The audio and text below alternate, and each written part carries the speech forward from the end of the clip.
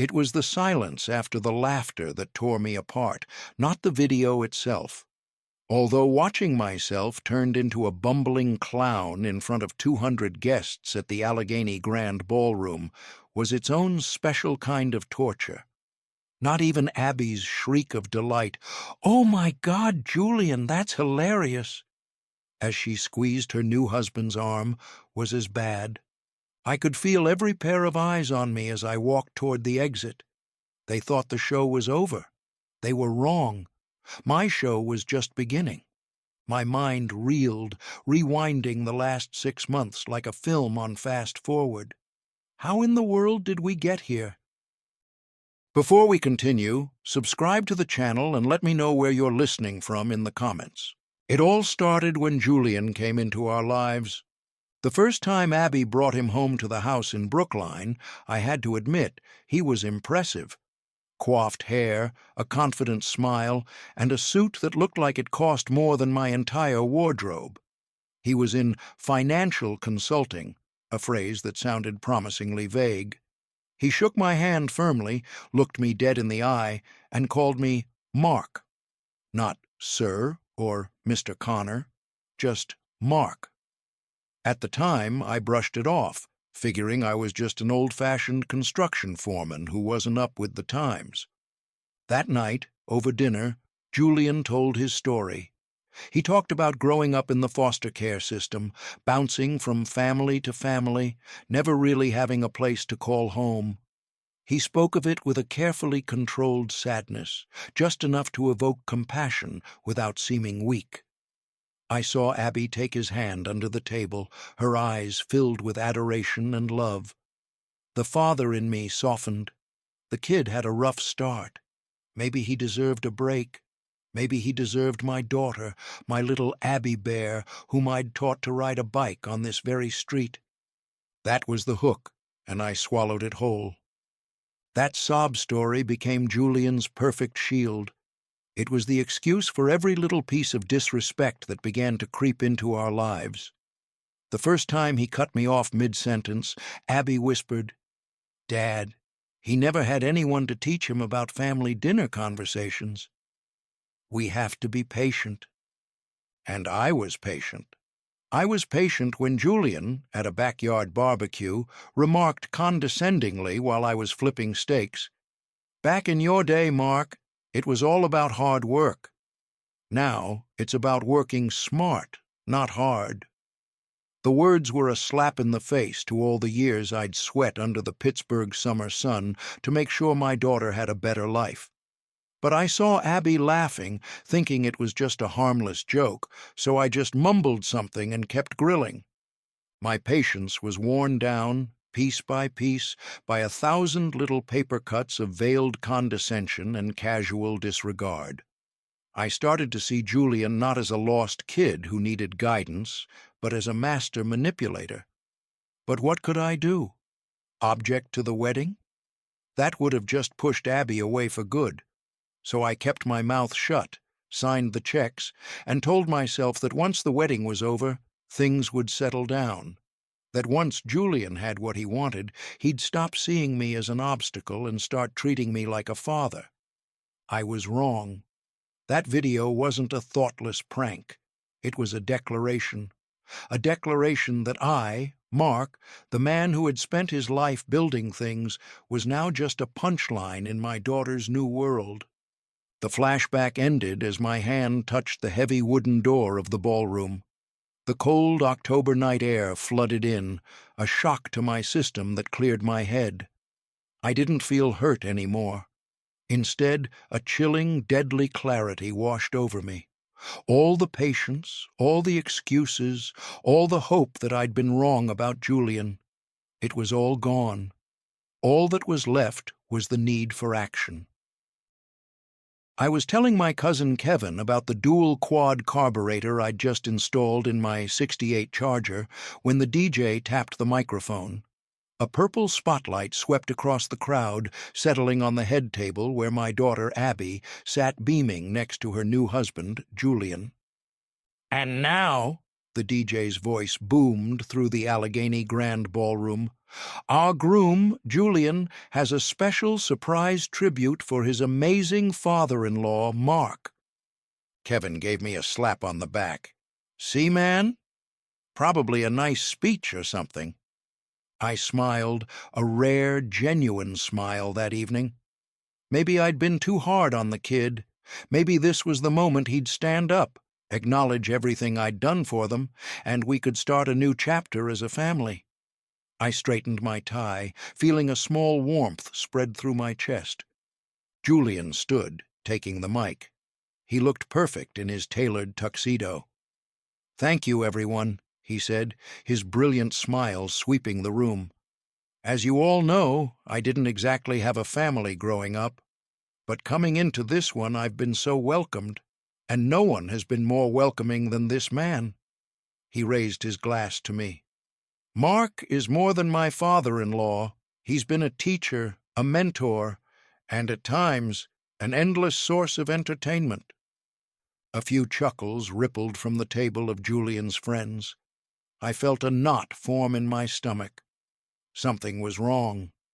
"So," Julian continued, "in honor of this incredible man, I've put together a little video, a highlight reel of Mark's greatest hits." He gestured to the tech booth, and the massive projector screen behind the stage flared to life. The words, "For Mark, the man, the legend," appeared, written in a goofy, childish font. The knot in my stomach tightened into a cold dread. The first clip began.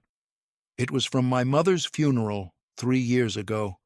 I was standing by the fresh grave, my face crumpled with grief. I remembered that moment, the emptiness, the raw agony of losing the woman who gave me life. The camera, held by some relative, had caught the moment I broke, my hands flying to my face as my body shook with uncontrollable sobs. It was a private, naked moment of pain, but Julian had dubbed the Benny Hill Show theme music over it. The jaunty, ridiculous saxophone tune echoed through the ballroom as the footage of me, racked with grief, was played on a loop, comically sped up. A few confused laughs started, then died as people realized what they were watching. But from the head table, one clear, unmistakable laugh rang out. It was Abby's. My heart stopped. I turned my head, unable to believe my ears. She was leaning back in her chair, a hand over her mouth, her shoulders shaking with amusement. Julian had his arm around her, laughing as he kissed her on the cheek. The screen changed. This time it was a video I didn't even know existed.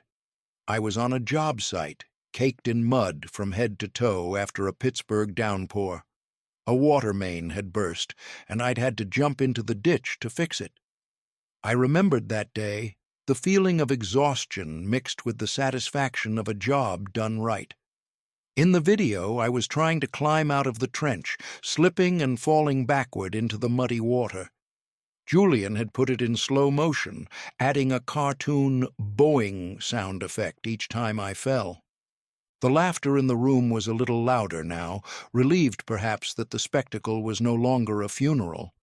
But to me, it was worse. That was my work. That was how I'd made my living, how I'd paid for the silk dress Abby was wearing, for the filet mignon the guests were eating, for this very ballroom. And they were turning it into a punchline. The final clip was old home movie footage. Christmas, a few years back. I was on an aluminum ladder, trying to hang a star on top of the big pine tree in the yard. It was snowing lightly, and Abby, still my Abby Bear, was filming with her new phone, giggling and cheering me on. I remember leaning out just a little too far, the ladder slipping, and taking a clumsy, flailing tumble into the rhododendron bushes. I wasn't hurt, just a few scratches and a bruised ego. We had laughed about it together later. But now, blown up on a giant screen, intercut with footage of a panicked cat, it wasn't a fond family memory. It was a humiliation. As the video ended with a freeze frame of my mud-caked face, the room erupted in laughter and applause, led by the happy couple themselves. "Oh my God, Julian, that's hilarious!"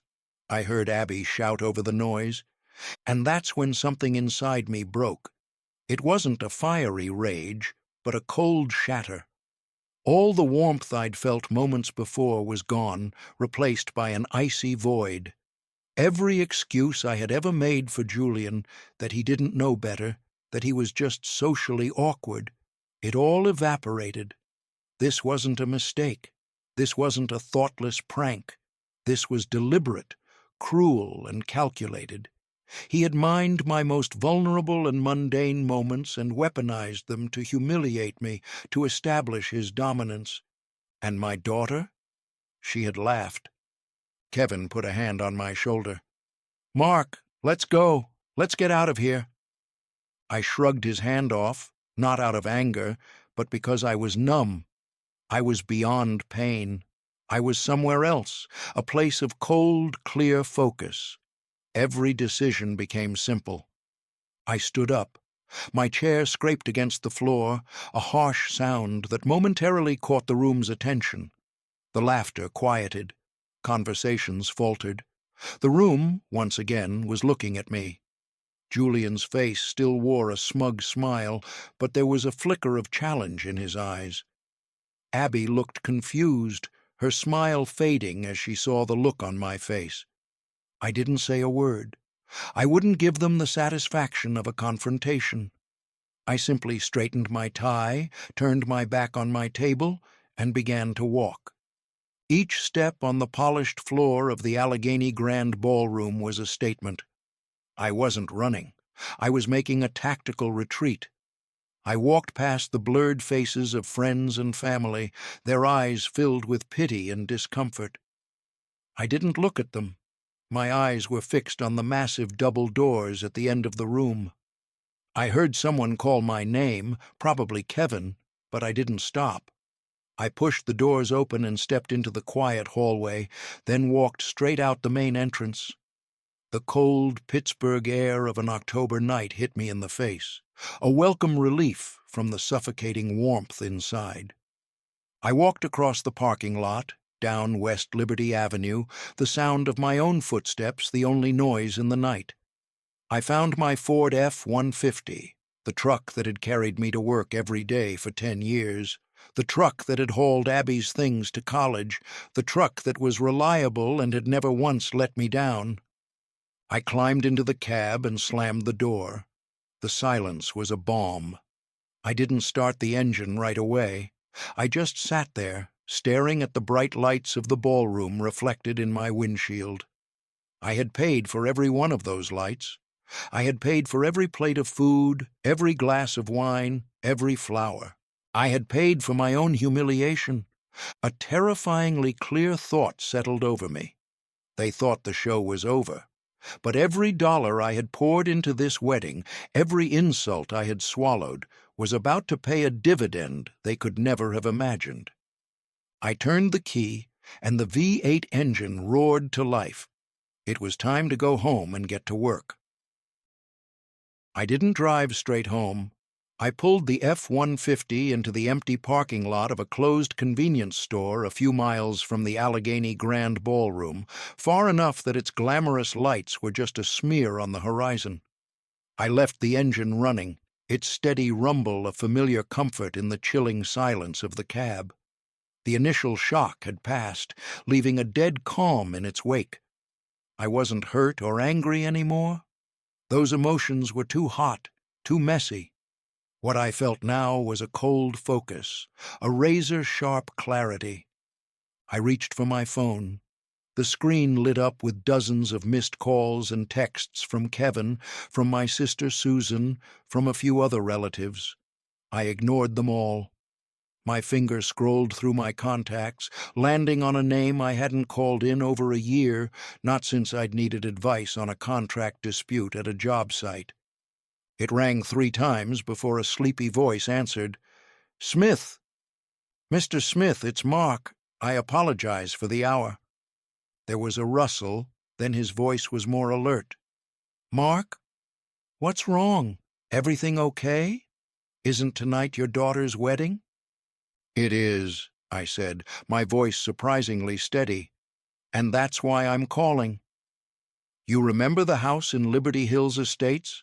The one I co-signed the mortgage on for my daughter and her husband? Of course I remember, Smith said. I also remember advising you to be careful. And I remember you insisted on adding a special clause, I continued. A fail-safe, you called it. I thought you were just being overly cautious. A pause. You're talking about Clause 7B, Smith said, his voice now fully engaged. Withdrawal of guarantorship due to financial misrepresentation.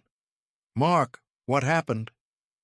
I have reason to believe my son-in-law has financially misrepresented himself to me and other members of my family, I said, the words coming out precise and emotionless. I want to know the procedure for invoking that clause. Smith cleared his throat. Legally, it's straightforward.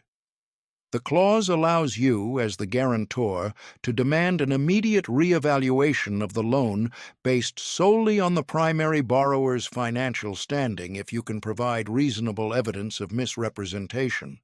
The bank won't like it, but the contract is the contract. They'll have to comply. He paused. Mark, reasonable evidence is the key phrase here. Are you sure you have it? I'm in the process of acquiring it, I replied. Thank you, Mr. Smith. You've been a great help. I hung up before he could ask more questions. The next call was to the bank's 24/7 customer service line. After wrestling with the automated system and sitting on hold, a weary voice came on the line. I stated my case calmly and clearly. Sir, my name is Mark, co-signer on mortgage number 7-4-2-Charlie.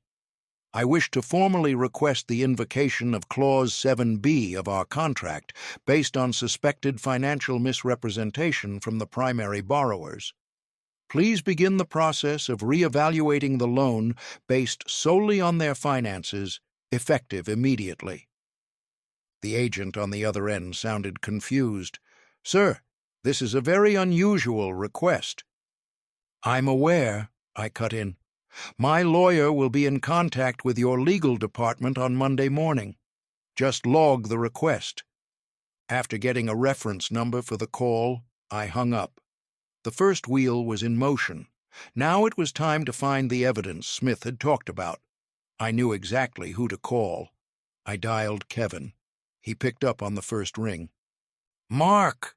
Christ, are you okay? We were worried sick. What the hell is wrong with that kid?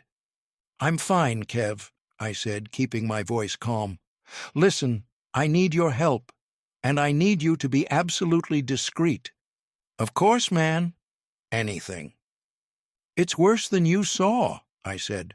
This isn't just some stupid prank. I think Julian is conning us. I need you to do something. Call the aunts and uncles, everyone, quietly. Just check in, make small talk, and then steer the conversation to Julian. See if any of them have ever loaned him money. Any reason, any amount. Don't alarm them. Just gather information. Kevin was silent for a moment. You're serious? Deadly, I replied. Write everything down and call me back. Don't text. Okay, Mark. I'm on it. I drove home in a blank-minded silence. I didn't go inside right away, instead sitting in the truck for a little longer, staring at the dark windows of the house I'd built with my own 2 hands. An hour later, my phone buzzed. It was Kevin. Okay, he began, his voice low. You're not going to believe this. Uncle Ray loaned him $3,000 4 months ago for a transmission repair. You know his car is a lease, right? I know, I said. Aunt Carol gave him $2,000 for an emergency dental surgery, but I just saw him last week. His teeth looked perfect. Keep going. And it goes on. A few hundred here, $1,000 there. All told, from what I could piece together quickly, it's about $8,000 from 5 different people. all with a different story. 8 grand. A respectable sum, but not life-shattering. It was the work of a petty grifter. "What about Aunt Susan?" I asked, a sick feeling starting to form. Kevin took a deep breath. "That's the main reason I called back. I saved her for last, 'cause she loves the kid. At first, she got really defensive, but when I told her about the others, she just started crying." My stomach dropped. "How much, Kev?" "It wasn't a loan, Mark," Kevin said, his voice almost a whisper. "She thought it was an investment." "An investment in what?" "Some tech nonsense. Julian convinced her he was secretly developing a fintech app that uses blockchain to optimize peer-to-peer lending. Told her it was a once-in-a-lifetime opportunity, promised huge returns, and said she had to keep it top secret so other big investors wouldn't swoop in and steal the deal." The coldness in my chest spread.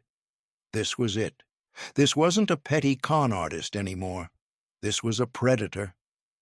"How much, Kevin?" I asked again, my voice now hard as steel. Kevin hesitated. $25,000, Mark." 25 grand. Aunt Susan's life savings, the money she was going to use to fix her roof and travel a little after she retired. All of it handed over to a con man with a charming smile and a string of tech buzzwords. All the pieces clicked into place. The condescension, the disrespect for my work, the orphan's story to gain sympathy, and now this. He wasn't just disrespectful. He was a predator who had targeted my family, mining their kindness and trust for his own gain. He had looked at these decent, hard-working people and seen nothing but dollar signs. "Thanks, Kev," I said, my voice dry. "You did good." "Mark, what are we going to do? We have to call the cops." "There will be a time for that," I replied. "But first, I have a family matter to attend to. Keep this under your hat until I call you back." I hung up the phone, the cold clarity inside me now frozen into a solid block of ice. I had my reasonable evidence, and then some. My plan was no longer a reaction. It was an inevitability. Julian and Abby had lit a match at their wedding. Now they were about to face the hurricane they had created. I didn't sleep. How could I? I sat in my oak-paneled office, the room that had always been my sanctuary, with its worn leather armchair that had seen countless Steelers games and goodnight hugs. Tonight, it felt like a war room. Kevin's notes about the loans lay on my desk, a scribbled indictment of betrayal. The only light came from the green banker's lamp, casting my face in a cold, ghoulish glow. I sat there for hours, staring at the phone, waiting. I knew it would ring. And then, just as the first hints of dawn began to creep through the window blinds, it did. The name Abby Bear flashed on the screen, a painful relic from a bygone era. I took a deep breath, calming the rage that simmered in my chest, and answered, "Hello? Dad?" Her voice was thick, a mixture of exhaustion and petulance. "Where are you?" Everyone was so worried. "I'm home, Abby," I replied, my voice flat. I'm calling to say—" "I'm sorry," she said, but the apology sounded forced, like it was being read from a script. "I didn't think you'd react like that." Julian was just joking. React like that? The words twisted in my gut. Not, "I'm sorry for what happened," but, "I'm sorry for your reaction." She wasn't taking responsibility. She was blaming me. The anger I'd been trying to suppress began to boil over. "A joke, Abby?" I asked, an edge creeping into my voice. "You think humiliating your father, broadcasting him sobbing at his own mother's funeral for the world to see, is a joke?" "I'm sorry you feel that way," she repeated, and I could hear the impatience in her voice. "But you shouldn't have just left." "You ruined the party." Everyone was staring at us. You embarrassed us." I almost laughed. A dry, bitter sound. "I embarrassed you?" I said, my voice rising now. "After your husband turns me into a circus act, you have the nerve to say I embarrassed you?" "He loves me," she shot back, her defensiveness in full force. "He was just trying to make people laugh. You're always so serious." I took a long, slow breath, smelling the old oak and paper of my office. The rage was searing, but I knew screaming was pointless. I needed to be cold. I needed to end this. "All right, Abby," I said, my voice suddenly, terrifyingly calm. "I didn't call you back to talk about feelings. I want to talk about numbers. I want to talk about the blockchain." Dead silence on the other end of the line. I could picture her face, confusion replacing anger. "What are you talking about?" she finally asked, her voice smaller now, wary. "I had an interesting chat with Cousin Kevin," I continued, staring at the notepaper on my desk, "and with Uncle Ray, and Aunt Carol, and especially with Aunt Susan. So you tell me, Abby.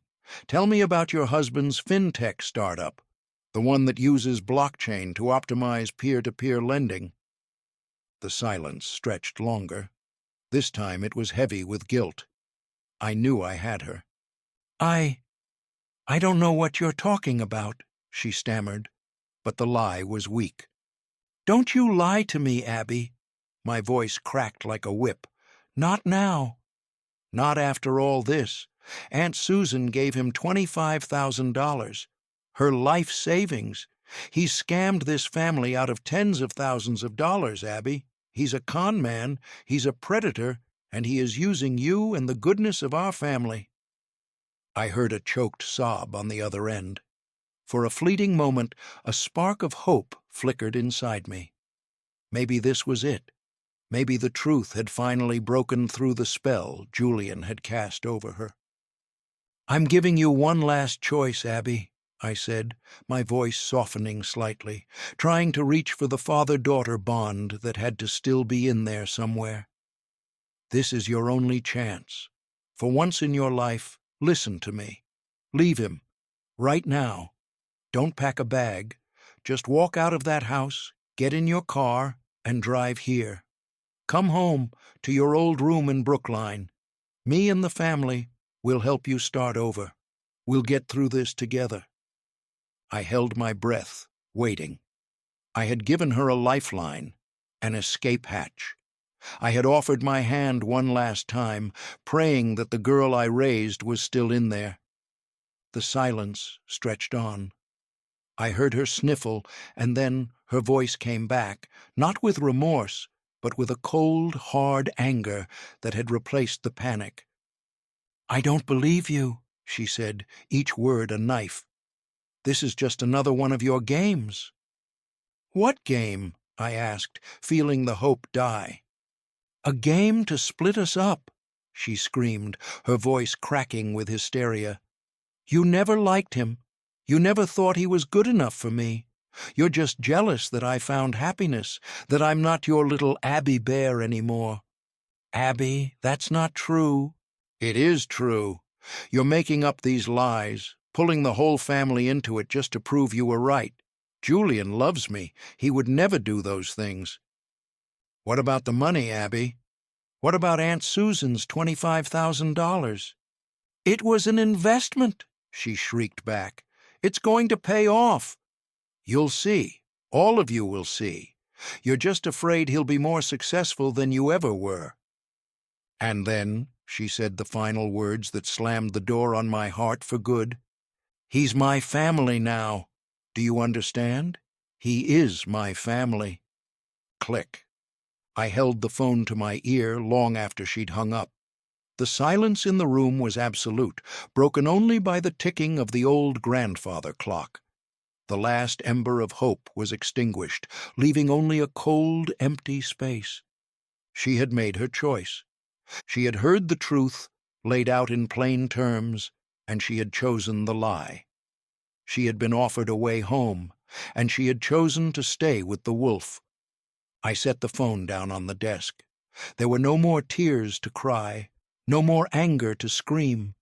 There was only action left. She had her chance. Now she would have her consequences. I picked up the phone and called Kevin. "Get everyone together tonight," I said, my voice terrifyingly steady. "My house. It's time to end this." By 8 o'clock my office was full. The air was thick with a tense silence, broken only by the crackle of the fire in the hearth and the occasional soft sob from Aunt Susan. She sat huddled in an armchair, her face puffy from crying. Cousin Kevin stood by the fireplace, arms crossed, his jaw set. Uncle Ray and Aunt Carol sat on the small sofa, their faces grim. They were here, my family, summoned not for a celebration, but for a reckoning. Every object in this room told the story of my life.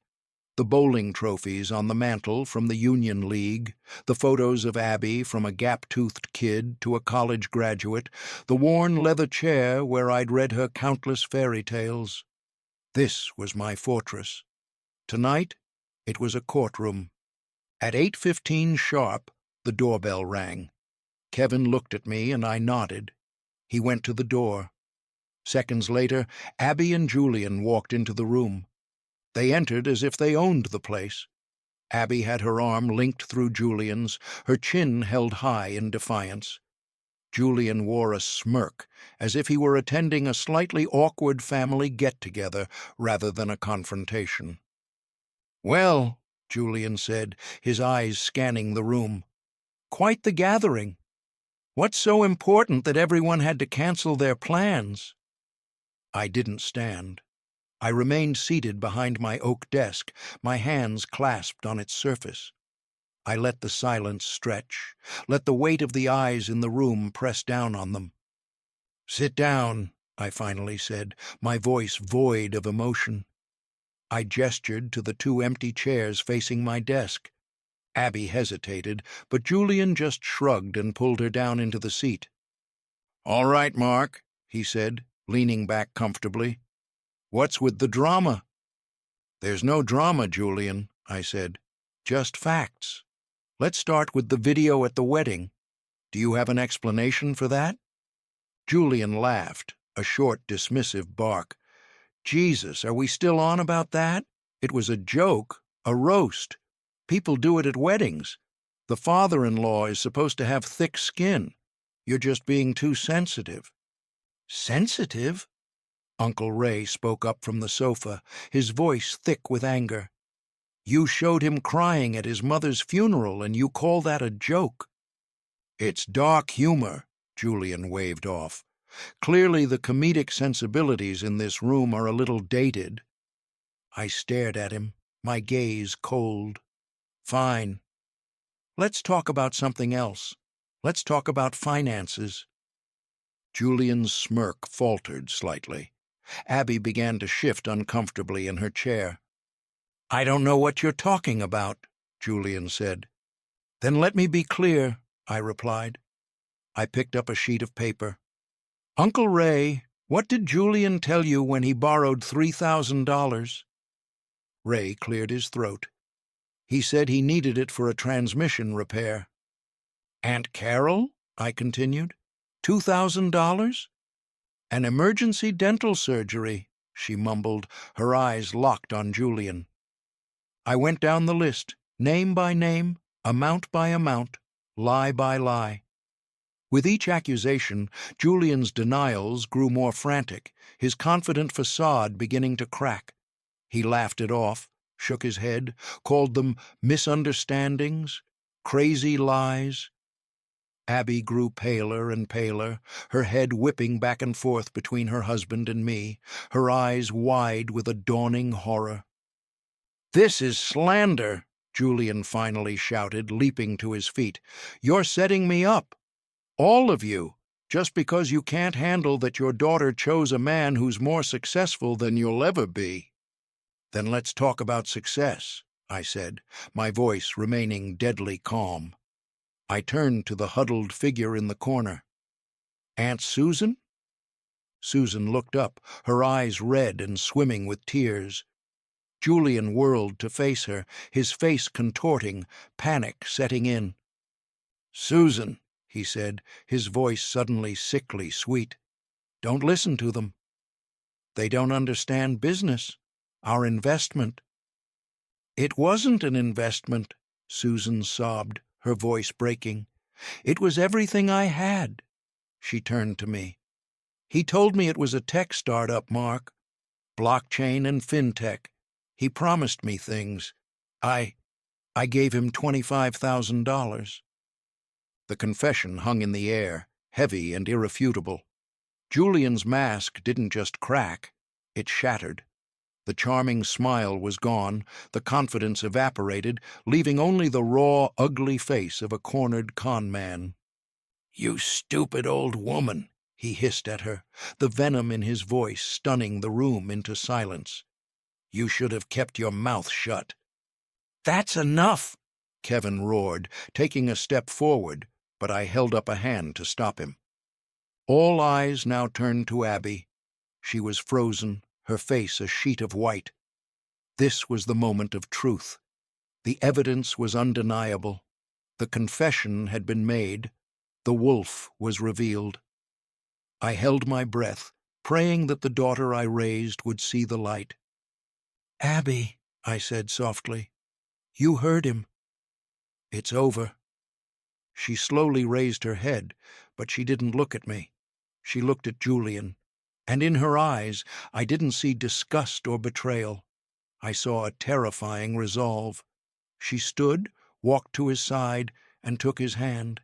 She turned to face us, a room full of people who had loved and supported her for her entire life. Her eyes swept over Aunt Susan's tear-streaked face, over Kevin's furious expression, and finally they landed on me.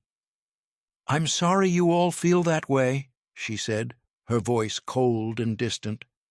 "But Julian is my family now, and family forgives each other." The words hit me harder than the video ever could. It was the ultimate perversion, the twisting of the very value I had tried to instill in her. She had taken the concept of family, of loyalty, trust, and unconditional love, and turned it into an excuse for lies and theft. Julian's smirk returned, triumphant. "You heard her." He pulled Abby toward the door. "Let's go, honey. There's nothing for us here." They turned their backs on us. As they reached the door, Julian paused and looked over his shoulder at me one last time. "And Mark," he said with a wink, "good luck getting your money from us." The door clicked shut behind them. It was a small sound, but it echoed in the silent room like a gunshot. In the moments that followed, nobody spoke. The betrayal was too total, too complete. I stared at the closed door, feeling something inside me break and settle. It wasn't peace, but a bitter clarity. The daughter I had raised was gone. Maybe she'd been gone for a long time, and I'd just been too blind to see it. 3 weeks passed in a strange, quiet blur. My days were a mechanical rhythm of work, home, and time spent in the garage with my charger. The chrome engine parts, which I could control and order perfectly, were a stark contrast to the chaos in my heart. Kevin kept me updated. The 30-day clock to refinance the bank loan was ticking down. Abby and Julian were desperate, calling everyone they knew, pleading and even threatening them to find a new co-signer. But the family had closed ranks, and everyone refused. I was cleaning grease from a piston when my phone, sitting on the cluttered workbench, began to vibrate. The name on the screen made my heart jolt. Abby Bear. It was an involuntary, fatherly reflex. But the cold calm I'd been living with for the past 3 weeks quickly returned. I knew this call was their last move. I wiped my hands on a rag, took a deep breath, and answered. "Hello?" A choked sob on the other end made me pull the phone away from my ear. "Dad!" Abby wailed, her voice thick with panic. "Dad, you have to help us." I remained silent, letting her frantic words spill out. "The bank! They called. They said we only have a week. 1 week before they take the house. Dad, we're going to lose everything. Everything." "Those are the consequences, Abby," I said, my voice flat. "Consequences?" she shrieked, the desperation twisting into familiar indignation. "This isn't consequences. This is you. You did this to us. You ruined our lives." I closed my eyes. Still the same. Not a shred of remorse, not a single word of apology. Just blame. She had learned nothing. The daughter I once knew, the one who understood the difference between right and wrong, was truly gone. The person on the other end of the line was a stranger, a twisted version of my child, molded by her own selfishness and Julian's manipulation. "Everyone knows," she sobbed. "Our friends, our neighbors, they look at us like we're dirt. Julian can't find any new investors. It's all your fault. You ruined his reputation. You ruined everything." "His reputation ruined itself the day he decided to steal from Aunt Susan, Abby," I replied wearily. "You don't understand," she screamed. "It was a misunderstanding. We were going to pay everyone back. We just need more time. You have to call the bank. You have to tell them you'll sign again. You're my father. You're supposed to help me." Her pleading echoed in the garage, a sound alien and out of place among the steel tools and silent engine. I looked down at my hands, at the calluses and scars, the evidence of a lifetime of hard work to give her everything she ever wanted, the start I never had. This was the result of all that effort. "No, Abby," I said softly, with an unshakable finality. "No? What do you mean, no?" Her voice was filled with disbelief. "I gave you a choice, Abby," I said, repeating the words I had told myself every night for 3 weeks. "In my office. I begged you to come home. I offered you a way out. And you chose. You chose him. You chose his lies over your family." I let the words sink in. There's nothing left to say. "No!" she screamed, the sound raw and desperate. "You can't do this to me. I'm your daughter. You can't just throw me away like this. You have to help me. Daddy, please." Her pleas dissolved into incoherent sobs. I felt a profound sadness, a loss so heavy it was almost suffocating. But it didn't move me. The wound was too deep. The betrayal was too complete. To go back now would be a betrayal of myself, of Aunt Susan, of Kevin, of everyone who had stood by me. I took one last breath. It was time to cut the cord. "Goodbye, Abby." I ended the call, my finger pressing the button with a clean, decisive snap. Then I powered the phone off and set it face down on the workbench. The silence returned to the garage, but this time it didn't feel heavy. It felt light, as if a weight I'd been carrying for years had finally been set down. I picked up the rag, picked up the piston, and went back to work. There was an engine to rebuild. There was a life to get on with. A month later, the news came not through a dramatic confrontation, but in a quiet conversation with Kevin on my front porch. The house in Liberty Hills Estates was in foreclosure. Julian and Abby had vanished in the middle of the night, leaving behind a few unwanted pieces of furniture for the trash collectors. They were gone, like ghosts from a play that had run its course.